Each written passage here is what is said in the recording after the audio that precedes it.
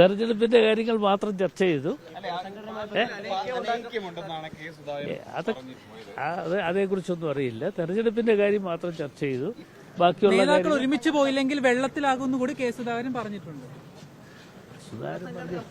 സുധാകരൻ പറഞ്ഞു വീഴരുത്. സുധാകരൻ പറഞ്ഞ് എന്താണെന്ന് എനിക്കറിയില്ല. ഞാൻ ഏതായാലും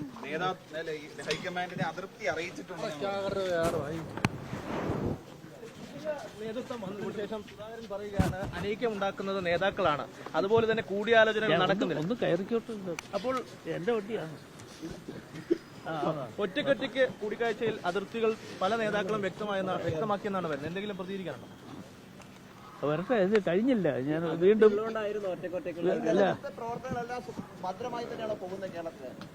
വീണ്ടും പിന്നെ ഞങ്ങൾ ജോയിന്റ് മീറ്റിംഗ് ഉണ്ട്.